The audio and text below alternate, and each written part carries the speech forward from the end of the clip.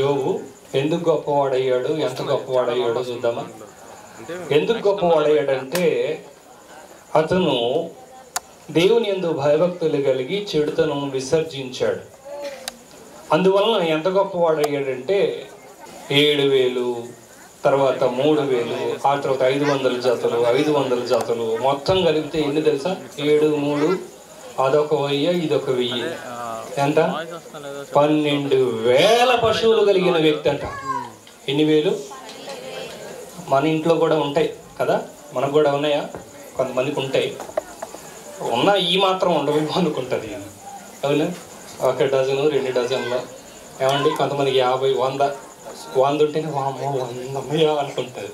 అలాంటి రోజుల్లో ఉన్నాం. కానీ ఆ రోజుల్లో ఎన్ని వేలు పశువులు ఉన్నాయట చెప్పండి. ఇప్పుడు చెప్పాను కదా లెక్క. మరి అందులో గొర్రెలని, ఒంటెలని, ఆ తర్వాత గాడిదలని, ఆ తర్వాత ఎడ్లని, అనేక రకాలు ఉన్నాయి. మరి ఈయన ఒక్కడే వీటన్నిటిని చూసుకోలేడు కదా. అందుకే దేవుడు ఇతనికి అనేక మంది పనివారిని కూడా ఇచ్చాడట. ఎంతమందిని? బహుమంది అంటే 12,000 పశువుల్ని కాసి వాటన్నిటిని భద్రంగా ఇంటికి తీసుకొచ్చే బాధ్యత వాళ్ళకు ఉందన్నమాట. మరి వీళ్ళందరికీ జీతాలు కూడా ఇవ్వాలిగా. జీతాలు ఇవ్వాలా ఇవ్వద్దా? ఊరకనే చేస్తారా? లేదుగా.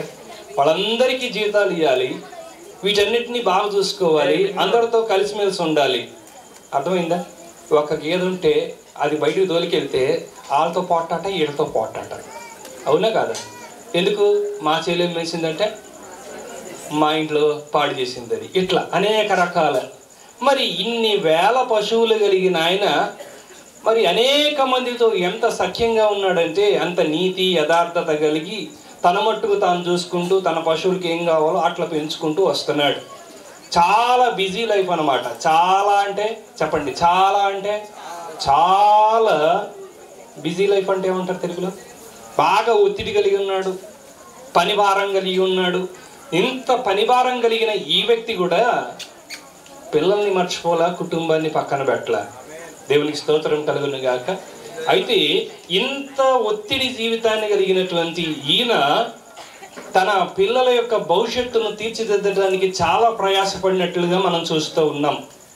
ఎంత ప్రయాసపడ్డాడంటే వీళ్ళరా, కేవలము భౌతికపరమైన విద్యను అభ్యసింపజేయడమే కాకుండా, ఏమండి, పెంచడం, పెద్ద చేయడం, అవసరాలు తీర్చడం, ఇంత మట్టుకే కాకుండా పిల్లలు దేవుని కృప పొంది దేవుని దయ కలిగి ఉండే విధంగా చాలా జాగ్రత్తలు తీసుకున్నట్టుగా ఇప్పుడు చదివినటువంటి అధ్యాయంలో మనకు కనబడతా ఉంది. దేవునికి మహిమ కలుగును గాక.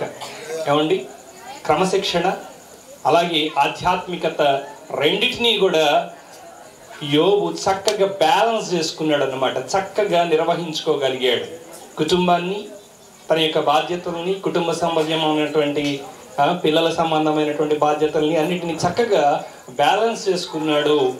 అందులో ఆయన్ని మెచ్చుకోవాల్సిందే. దయచేసి ఈ సందర్భంగా మీకు చెప్పేది ఏంటంటే, ఇక్కడ కూర్చున్నటువంటి వారందరికీ, ఈ కుటుంబానికి చెప్పేది ఏంటంటే, అన్నిటినీ బ్యాలెన్స్ చేసుకోవడం రావాలండి.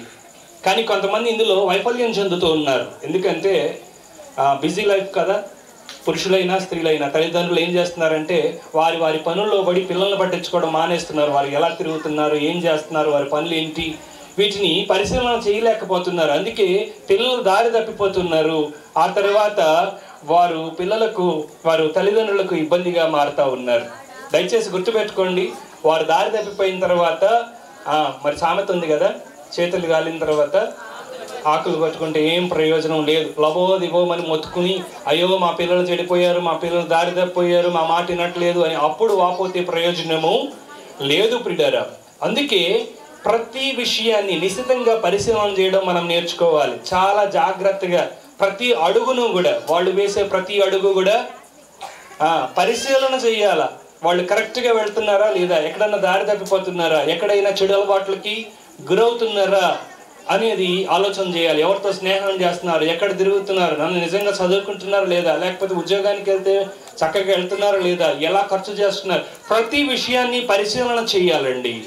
కానీ మనం ఓడిపోతున్నామేమో, అంత పరిశీలన చేయట్లేదేమో అందుకే మన కుటుంబాల్లో కొన్ని ఇబ్బందులు పడుతున్నామేమో అన్నట్టు అనిపిస్తూ ఉంది. అందరూ దయచేసి శ్రద్ధగా వినాలి. చాలా ప్రాముఖ్యమైన విషయాలు మళ్ళీ మళ్ళీ దొరకవు. మీరు జాగ్రత్తగా వినండి, పిల్లలను కూడా చక్కగా కూర్చోబెట్టండి. ఓకే, చాలా కొద్ది నిమిషాలు మాట్లాడతాను, చాలా విలువైన విషయాలు చెప్తాను. ఓకే, దయచేసి గుర్తుపెట్టుకోండి. విన్నారా? అర్థమైందా? దయచేసి ఈ యోబును మనం జ్ఞాపకం చేసుకుంటే, యోబు పిల్లలు ఏదైనా దేవునికి విరోధంగా పాపం చేశారేమో, దేవునికి కోపం తెప్పించే పనులు ఏమన్నా చేశారేమో అని ప్రతిసారి గమనిస్తూ ఉండేవాడట.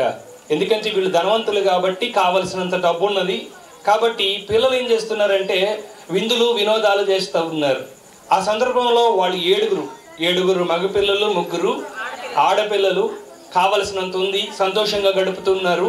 ఆ సంతోషంలో ఎప్పుడైనా కానీ వారు తిని త్రాగడంలో ఎక్కడైనా దేవుణ్ణి దూషిస్తారేమో అనే ఆలోచనతో ఎప్పుడైతే విందులు వినోదాలు చేస్తున్నారో అలాంటి సమయంలో ప్రతిసారి పిలిపించుకునేవాడు. తన దగ్గరికి పిలిచి ప్రతి ఒక్కరిని కూడా పవిత్రపరిచి ప్రతి ఒక్కరి కోసం ఒక్కొక్క దహన బలి అర్పించినట్లుగా మనం చూస్తున్నాం. ప్రియులారా, ఎంతమంది పిల్లలు? 10 మంది పిల్లలు. మరి మగ పిల్లలు 7. ఒక్కొక్కరి కోసం అనగా విభజించడం జరిగింది. మొత్తం మందికి ఒకేసారి దహన బలి అర్పించినట్లుగా మనం చూడట్లే. ఇంట్లో ఎంతమంది పిల్లలు ఉంటే అంతమంది కోసం వ్యక్తిగతంగా ఒక్కొక్కరి కోసం ఆయన ప్రార్థించినట్లుగా దేవుని దగ్గర మరి పాప క్షమాపణ నిమిత్తము అలాగే సమాధాన బలులు అర్పిస్తూ దేవుని కృపను అర్థిస్తున్నట్లుగా మనం చూస్తున్నాం. అంటే పిల్లలు దేవుని దయలో ఎదగాలి అని ఆలోచన చేసిన వ్యక్తిగా యోబు మనకు కనబడతా ఉన్నాడు. ఈ రోజున మా పిల్లలు దేవుని దయలో ఎదగాలి అని ఆశించేటువంటి వారు ఎంతమంది ఉన్నారు? అందరూ కదా. అయితే అంత శ్రద్ధ తీసుకుంటున్నామా? పిల్లలు బాగా చదవాలి, పిల్లలు మంచి ఉద్యోగం చేయాలి, మంచి భవిష్యత్తు కలిగి ఉండాలని ఆలోచన చేస్తున్నాం. కానీ దాంతో పాటుగా దానికంటే ప్రాముఖ్యమైనది దేవుని దయలో మా పిల్లలు ఉండాలి, దేవుని కోపం మా పిల్లల మీదకి రాకూడదు, దేవుని ఉగ్రత మా పిల్లల మీదకి రాకూడదు అని ఆలోచన చేసే తల్లిదండ్రులు ఎంతమంది ఉన్నారు? ఒకవేళ అలాంటి స్థితిలో నీవు లేకపోతే ప్రభు ఈరోజు మాట్లాడుతున్నాడు, నీ పిల్లల యొక్క భవిష్యత్తును తీర్చిదిద్దే విషయంలో దేవుని యొక్క కృప చాలా ప్రాముఖ్యమైంది, ప్రధానమైంది అని ఈ సందర్భంగా మీకు తెలియజేస్తున్నాను. ప్రియులారా, ఎలా ఉండాలి మనం చెప్పండి? ఎలా ఉండాలి? దేవుని కృప, దేవుని యొక్క దయ మన మీద, మన పిల్లల మీద ఉండాలి. ఉండునుగాక. గట్టి చెప్పండి. అలా ప్రార్థన చేయాలి. అలాంటి జాగ్రత్తలు మనం తీసుకోవాలి. దేవుని ఉగ్రత రాకూడదు. ఎప్పుడు రాదు అంటే మన పిల్లలు చక్కగా దేవుని మాట విని దేవుని యొక్క ఆజ్ఞలను అనుసరిస్తూ వెళితే దేవుడు ఎందుకు కోపాడతాడు? అర్థమైందండి? దేవునికి విరోధమైన పనులు చేస్తూ ఉంటే దేవుడు కోపాడతాడు. కీషోను కూడా దేవుని యొక్క మాటలను అనుసరిస్తూ దేవుని దయ ఇప్పుడు ఎల్లప్పుడూ పొందునుగాక. మన పిల్లలకు కూడా దేవుని దయ వచ్చునుగాక. ఇట్లా ఇంకొక 2-3 మాటలు చెప్తాను, జాగ్రత్తగా వినండి. ఇప్పుడు యోబు గారి గురించి మనం జ్ఞాపకం చేసుకున్నాం కదా. అలాగే ప్రియులరా, ఇక్కడ అమ్రాము అలాగే యోకెబెదు అనేటువంటి 2 భార్యాభర్తలని మీకు పరిచయం చేయాలని ఆశపడుతున్నాను. వారిరువురికి 3 పిల్లలు పుట్టారు. రైట్, గుర్తుపెట్టుకోండి. మిరియాము, ఆ తర్వాత అహరోను, ఆ తర్వాత మోషే. ఈ విధంగా 3 పిల్లలు ఉన్నారండి. ఈ 3 పిల్లల విషయంలో చాలా జాగ్రత్తలు తీసుకున్నారు. ఎస్పెషల్లీ ప్రత్యేకంగా వారు ఒక భయంకరమైన సంగతి గుండా వెళ్ళారు. అదేంటో మీకు తెలుసు. మిరియాము పుట్టినప్పుడు ఆ ఇబ్బంది లేదు, ఆ తర్వాత అహరోను పుట్టినప్పుడు ఆ ఇబ్బంది లేదు. మోషే పుట్టేసరికి ఆ భయంకరమైన వాతావరణం వచ్చింది. ఏంటో మీ అందరికీ అర్థమై ఉంటుంది కదా. మగపిల్లలు అనగా ఇజ్రాయేలీలకు ఎవరికైనా మగపిల్లలు పుడితే నిర్దాక్షిణ్యంగా చంపేండ్రా బాబు అని ఆజ్ఞ జారీ చేసినప్పుడు అప్పుడు చూడండి, ఆ సమయంలో మోషే పుట్టడం జరిగింది. ఆమె ఎంత ప్రేమ కలిగిందో. ప్రతి ఒక్కరు తల్లులందరూ కూడా పిల్లల పట్ల చాలా ప్రేమ, ఆప్యాయత, అనురాగాలు కలిగి ఉంటారు కదా. పిల్లలకి ఏ నొప్పి కలిగినా తట్టుకోలేరు, ఏ బాధ వచ్చినా తట్టుకోలేరు. ఇప్పుడు ఏ బాధ వచ్చిందో తెలుసా? ఆడపిల్లన్నా పుట్టిందా ఎవరికి? కానీ ఆడపిల్ల పుట్టితే అంత ఇబ్బంది ఉండేది కాదు. ఎవరు పుట్టారు? మగపిల్లడే పుట్టాడు, మోషే పుట్టాడు. అది దేవుని చిత్తం. అది చెప్పండి, దేవుడు ముందుగానే ప్రణాళిక కలిగినాడు ప్రతి వ్యక్తి పట్ల. ఈ పాట వీళ్ళని చాలా బాగా పాడుతుంది. ఒక వ్యక్తి పట్ల దేవుని సంకల్పం ఎంతో గొప్పది. దేవుడు సంకల్పించి ఆ బిడ్డను ఇచ్చాడు. దానికోసం ఆమె ఎంత శ్రద్ధ తీసుకుని ఎంత ప్రయాసపడిందంటే తన బిడ్డను కాపాడుకోవడం కోసం 3 నెలలు చాలా జాగ్రత్త తీసుకుందండి. 3 నెలలు దాచిపెట్టగలిగింది, కానీ తర్వాత దాచిపెట్టలేకపోయింది. ఎందుకంటే ఇప్పుడు కిషోర్ స్టేజ్ మీదకి ఎక్కాడు, సంవత్సరం వచ్చింది, ఇక మైకు లాక్కని బియో అంటే ఈ ఊరంతా వినపడుతుంది. అవునా? అందుకే నేనేమన్నంటే ఇచ్చేయి, నువ్వు ఇంకో మైకు తీసుకో, లేకపోతే వదిలిపెట్టేటట్టు లేడు అని కదా. అట్లనే ఆయన ఏడుపులు కేకలకో లేకపోతే పిలుపులకో దద్దరిల్లిపోతా ఉంటే దాచిపెట్టడం వల్ల కాలేదు. అప్పుడేం జరిగిందంటే ప్రియులరా, ఇక నా వల్ల కాదు అనేటువంటి పరిస్థితి వచ్చినప్పుడు చేతులు ఎత్తే ఇలా, అర్థమైందా? తన యొక్క ఆధీనంలోనే ఏమంటామంటే తన శక్తి, తన బలము, ఇంకా తన యొక్క సామర్థ్యత అన్నీ దాటిపోయినాయి, ఇంకా మించిపోయింది. ఇప్పుడు ఏం చేయాలో అర్థం కాక తను దేవుని సహాయం తీసుకుంది. దేవుడు ఒక మంచి ఆలోచన చెప్పాడు. ఈ రోజున మనకు అర్థం కాకపోతే, మనకు ఆలోచన రాకపోతే ఎవరి దగ్గరికి వెళ్ళాలి? కొంతమంది చేతులు ఎత్తేస్తున్నారు. ఎవరి విషయంలో తెలుసా? పిల్లల విషయంలోనే. పిల్లల విషయంలో చేయి జారిపోయారు. హలో, వింటున్నారా?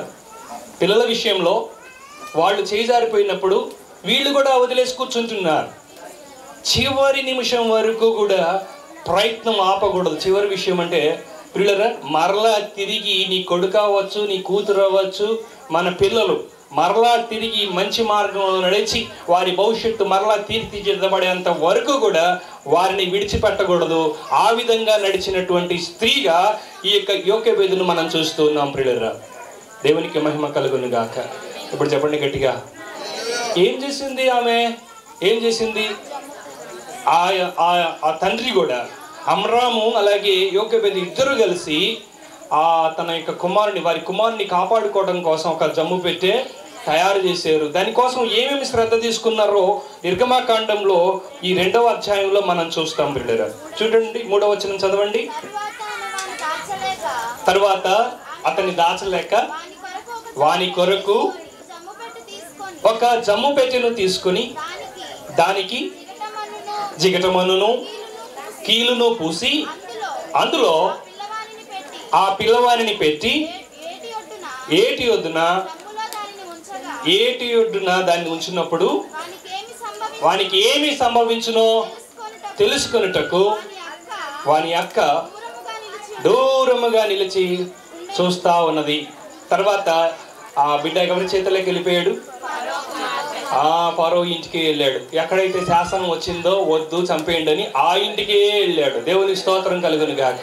ఇంకా ఎంత భద్రత వచ్చిందో అప్పుడు ఊపిరి పీల్చుకుంది. అమ్మయ్య, నా కొడుకు సేఫ్, నా కొడుకు ఇప్పుడు క్షేమంగా ఉంటాడు, ఇంకేం బాధ లేదు అని తెలుసుకునేంత వరకు కూడా విడిచిపెట్టలేదు. మరి మీ పిల్లల విషయంలో ఎవరైనా కానీ పరిస్థితి అదుపు తప్పిపోయి పిల్లలు మాటినికి ఇష్టానుసారంగా వెళ్ళిపోతే వారిని అలా వదిలేయకండి.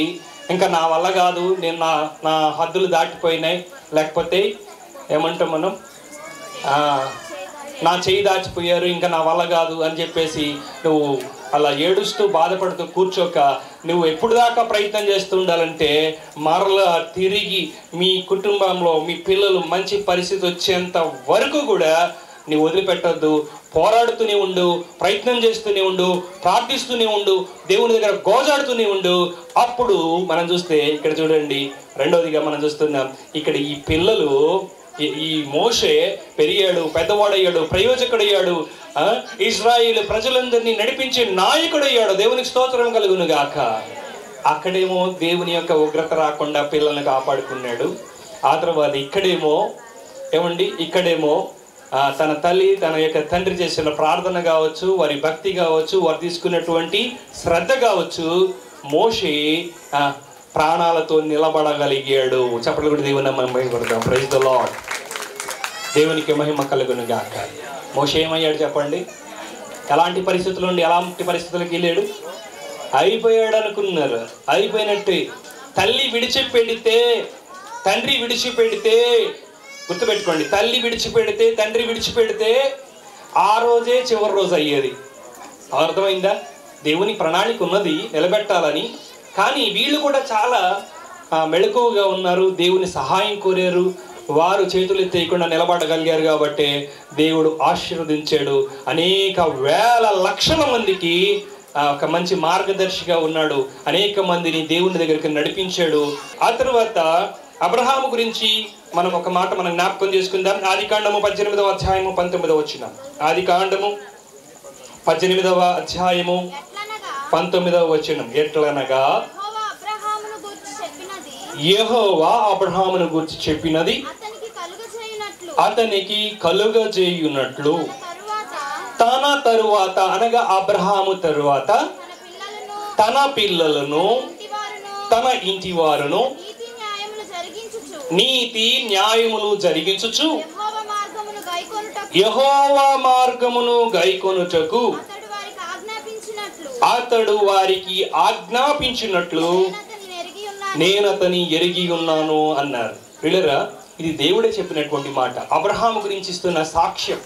అబ్రహాం ఏం చేశాడంటే తెలుసా, వాస్తవానికి అప్పటికి అబ్రహాముకి ఇసాకు జన్మించల, ఇంకా పుడతాడు, ఇంకొక సంవత్సరంలో పుడతాడు అన్నకు ముందే దేవుడు దర్శించి, దేవదూతలు దర్శించి వారి కుటుంబాన్ని దీవించి వెళ్తున్నప్పుడు జరిగినటువంటి సంభాషణ అన్నమాట. ఏం చూస్తున్నాము, అక్కడికి వచ్చినటువంటి మనుషులు ఏమంటున్నారంటే అబ్రహాం గురించి, ఇతను ఎలాంటి వాడంటే, ఇతడు ఎలాంటి నిర్ణయాలు తీసుకున్నాడంటే, ఇతను తన కుటుంబానికి ఏమని బోధించి నేర్పించాడంటే, నేను ఏ విధమైన భక్తిని, నేను ఏ విధమైన నీతిని అనుసరించి నడుచుకున్నానో, నేను, నా పిల్లలు, నాతో ఉన్న పనివారు, నా కుటుంబం అందరూ కూడా దేవుని యొక్క న్యాయ విధిలో చక్కగా నడుచుకోవాలి. అక్కడ ఇచ్చిన 2 మాటలు ఏంటి? ఒకటి, నీతి న్యాయం తప్పకూడదు. నేను ఎట్లా దేవుని మార్గంలో నడుచుకుంటున్నానో అలాగే దేవుని మార్గంలో అందరూ కూడా నడుచుకోవాలి. అప్పుడే దేవుడు మనల్ని ఆశీర్వదిస్తాడు. దేవుడు నాకు ఒక వాగ్దానం ఇచ్చాడు. ఆ వాగ్దానం నెరవేరాలంటే నేనే విధంగా నడుచుకున్నానో ఆ విధంగా నా తరువాత తరము కూడా అదే మార్గంలో నడుచుకోవాలి అని బోధించాడు, నేర్పించాడు. దేవునికి స్తోత్రం. మరి ఈ రోజున మన భక్తి మనకే సరిపోతుంది, అవునా? మన తర్వాత తరము గురించి ఆలోచన చేస్తున్నామా? మన తర్వాత తరము దేవుని భయభక్తులు కలిగి వారు కూడా దేవుని యొక్క సన్నిధానంలో ఎదుగుతున్నారా లేదా అనేది ఆలోచన చేస్తున్నామా? ఎంత శ్రద్ధ తీసుకుంటున్నాం? ఏమండి, అంతకుముందు ఇష్మాయేలు పుట్టాడులే కదా, అయితే ఇంకా ఇసాకు పుట్టలే. అయినా దేవుడిచ్చాడు వాగ్దానం ఏంటంటే, నీకు ఆకాశంలో నక్షత్రాలను చూడు, చూసావా? చూశానండి, అంతమంది పిల్లల్ని ఇస్తాను, అంటే అంత సంతానాన్ని ఇస్తాను. మీ తర్వాత నీతో ఆగిపోదు నీ తరం, తర్వాత తర్వాత తరతరాలు కూడా నీ ద్వారా అనేక మందిని నీకు నీ యొక్క వంశావళిలో చేర్చేస్తాను అన్నాడు. ఇది నెరవేరాలంటే, దేవుని దీవెన నిలబడాలంటే నేనొక్కడిని భక్తిలో ఉంటే చాలదు, నా కుటుంబం కూడా దేవుని భక్తిలో ఉండాలి. రెండవది, నా తర్వాత తర్వాత తర్వాత వచ్చేవాళ్ళు ఎన్ని తరాలైనా కానీ ఇదే మార్గంలో నడవాలి. ఆమేన్. అప్పుడు దేవుని దీవెన నిలిచి అని స్పష్టంగా చెప్పిన వ్యక్తిగా ఇక్కడ అబ్రహాం కనపడుతున్నాడు. మరి నీవు కూడా చెప్తున్నావా? నీ పిల్లలకు చెప్తున్నావా? నీ కుటుంబానికి నేర్పించుకుంటున్నావా? ఒరే బాబో, నువ్వు ఐఏఎస్ అవ్వాలరా, నువ్వు ఐపీఎస్ అవ్వాలరా అని చెప్పుకుంటున్నావే. మరి నువ్వు ఐఏఎస్ అవ్వు, ఐపీఎస్ అవ్వు, లేకపోతే ఒక జడ్జ్ అవ్వు, లేకపోతే లాయర్ అవ్వు, లేకపోతే ఇంకేదవ్వు, ఏదైనా మంచి సైంటిస్ట్ అవ్వు, ఏ మంచి పొజిషన్లో ఉండు, కానీ నీవెప్పుడు దేవుణ్ణి మర్చిపోవద్దు, విడిచిపెట్టొద్దు. అన్ని సమయాల్లో దేవునికి నమ్మకంగా ఉండు అని మన పిల్లలకు చెప్పుకోవద్దా? అబ్రహాం అట్లా చెప్పుకున్నాడు. అందుకే మరి తర్వాత అబ్రహాం గురించి మనకు తెలుసు కదా, ఏమండి, ఎంతమంది ఇజ్రాయేలీలు దేవునికి స్తోత్రం కలుగును గాక. అలాగా నీ కుటుంబం ఆశీర్వదించబడాలంటే నీవు నీ పిల్లలకి కూడా నేర్పించుకోవాలి. ఆమేన్. ఇంకొక మాట జ్ఞాపకం చేసి నేను ముగించేస్తాను ప్రియులారా. ఇంకొక మాట, ఎల్కానా హన్నా గురించి మనం జ్ఞాపకం చేసుకుందాం. ఎవరండి? పిల్లలు లేని సందర్భంలో చాలా బాధపడుతూ ఉంది. ఆ తర్వాత ఆమె మొరను దేవుడు విన్నాడు. విని దేవుడు ఆమెకు ఒక కుమారుని ఇచ్చాడు. అల్లారు ముద్దుగా పెంచుకోవలసిన ఆమె మరి ఆ బాలుని ఎంతవరకు చక్కగా సాకాలో, ఎంతవరకు పెద్ద చేయాలో అంతవరకు చక్కగా సాకింది, పెద్ద చేసింది. ఆ తర్వాత తిరిగి ఏం చేసింది చెప్పండి? ఏం చేసింది? దేవుని మందిరంలో నా పిల్లవాడు ఉండాలి, నా పిల్లవాడు దేవుని సన్నిధానంలో ఎదగాలి అని ఆశించి దేవుని మందిరానికి తీసుకెళ్ళి దైవ సేవకుని చేతి కింద అప్పగించేసింది. దేవునికి స్తోత్రం కలుగునుగా. ఇప్పుడు ఎంతమందిని చూసాం చెప్పండి? వరుసగా చెప్తారా? 1 యోబు గారు పిల్లలు, 2 మోషే గొప్ప నాయకుడు అయ్యాడు. 3వది మనం జ్ఞాపకం చేసుకుంటే అబ్రహాం గారు, వారు కూడా ఏం ఆశించారు? అందరూ దేవుని దయలో ఉండాలి, అందరూ దేవుని చేత ఆశీర్వదించబడాలి. తర్వాత 4వది మనం చూస్తున్నది ఎవరి గురించి? సమూయేలు గ్రంథము, మొదటి అధ్యాయము 28వ వచనం చదువుదామా ఒకసారి? అమ్మ ఒక్కరు చదవండిరా. కాబట్టి నేను ఆ బిడ్డను యెహోవాకు ప్రతిష్ఠించుచున్నాను, తాను బ్రతుకు దినములన్నిటిను వాడు యెహోవాకు ప్రతిష్ఠితుడు.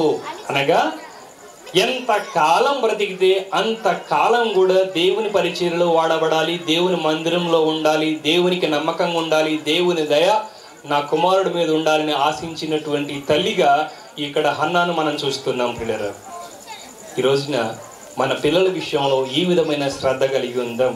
అర్థమైందండి పిల్లరా? మన పిల్లల భవిష్యత్తు బాగుండాలని, వారు దేవుని మందిరంలో ఒక చక్కని ఒలివ మొక్కలాగా నాటబడి పచ్చగా ఎదగాలని, లోకంలో అన్ని విధాలుగా మంచి నాయకత్వపు లక్షణాలు కలిగి అన్ని ఉన్నతమైన స్థితుల్లో మన పిల్లలు ఉండాలని ఆశిద్దాం ప్రియులారా. ఆమేన్. దీని అంతటికి మూల కారణం ఎక్కడుంది చెప్పండి? ఎక్కడుంది? వీళ్ళు ఇంత ప్రయోజకులు అవ్వాలంటే తల్లిదండ్రుల ప్రార్థన, వారు తీసుకునే శ్రద్ధ, వారిని తీసుకెళ్ళి దేవుని సన్నిధానంలో అంటుకట్టడం, దేవుని సన్నిధానంలో వారిని పెంచడం. అర్థమైందండి?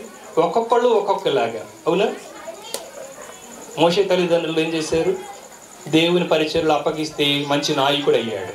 ఆమేన్. ఇప్పుడు ఈ సమూయేలు ఏమయ్యాడు తెలుసా? జనములకు ప్రవక్త, న్యాయాధిపతి, దేవునికి స్తోత్రం కలుగును గాక. యాజకుడు, దేవునికి స్తోత్రం కలుగును గాక. ఎన్ని రోల్స్ పోషించాడు చూసారా?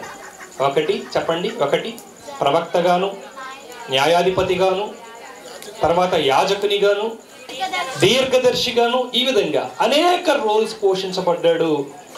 తల్లి చేసిన ప్రార్థన, తల్లి యొక్క సమర్పణ, తల్లి తీసుకున్నటువంటి మంచి నిర్ణయాలు, తండ్రి కూడా దానికి సహకరించాడు. కాబట్టి ఈ విధంగా ఎంతమంది అయితే బైబిల్ గ్రంథంలో ఉన్నారో అనేక మంది వారి పిల్లల ఎడల వ్యక్తిగత శ్రద్ధ తీసుకుని వారి పిల్లల భవిష్యత్తును తీర్చిదిద్దుకున్నారు. అట్టి విధంగా సందీప్ అలాగే రాణి వారిరువురు కూడా దేవుడు వారికి ఇచ్చినటువంటి బాబు కిషోన్ విషయంలో శ్రద్ధ తీసుకొని మరెక్కువగా దేవుని కృప సంపాదించుకోవడానికి తీర్చిదిద్దాలని ఈ యొక్క ప్రత్యేకమైన సందర్భంగా నేను ఆశిస్తూ ఉన్నాను, కోరుకుంటూ ఉన్నాను. అదేవిధంగా మన పిల్లలందరినీ కూడా దేవుడు దీవించి ఆ విధంగా మన పిల్లల్ని కూడా ఆశీర్వదించి ఉన్నతమైన శిఖరాలను అధిరోహించడానికి దేవుడు కృప చూపించునుగాక. గట్టిగా చెప్పండి ఒకసారి. ఆమేన్. మనతో కూడా దేవుడు ఉండి మన కుటుంబాలని సంతోష సమాధానాలతో నింపి బలపరచునుగాక. ఆమేన్. ప్రార్థన చేసుకుందాం. ప్రేమ కలిగిన తండ్రి, మీకు వందనాలయ్యా. మీరు నన్ను మమ్మల్ని అందరినీ బలపరిచినందుకు వందనాలు ప్రభువా. నీవెంతైనా నమ్మదగిన దేవుడు, కృపగలిగిన దేవుడు ప్రభువా. మోషేను ఆశీర్వదించావు, అదేవిధంగా ప్రభువా సమూయేలును మీరు ఆశీర్వదించారు ప్రభువా. నీకు వందనాలయ్యా. నీ కృప మా పిల్లలకు కూడా దయచేయమని వేడుకుంటూ ఉన్నాను ప్రభువా. ప్రభువా, ఎంతోమంది నీ కృప లేక నీ కోపానికి గురై నైనా కుటుంబాలు నాయన ఎంతో దుఃఖకరమైన పరిస్థితుల్లో ఉన్నాయి. కానీ నాయన సందీప్ను రాణిని ప్రేమించి వారందరినీ ప్రభువా నాయన వారి కుటుంబాన్ని నీ యందు భయభక్తులు కలిగి నీతియుక్తంగా నడుచుకోవడానికి మీరు కృప చూపించారు. అలాగే మమ్మల్ని అందరినీ కూడా నీ దయలో నడిపించమని, ఈ వాక్యమును మా వెనికిడిలో ఫలింపచేసి మా హృదయంలోనికి నాటమని, వాటిని ఆలోచించి ముందుకు తీసుకువెళ్ళి మా జీవితాలు కూడా స్థిరపరుచుకునే భాగ్యమును ప్రసాదించమని నజరేయుడైన యేసయ్య అతి శ్రేష్టమైన నామములో ప్రార్థన చేసి వేడుకొనుచున్నాం తండ్రి. ఆమేన్.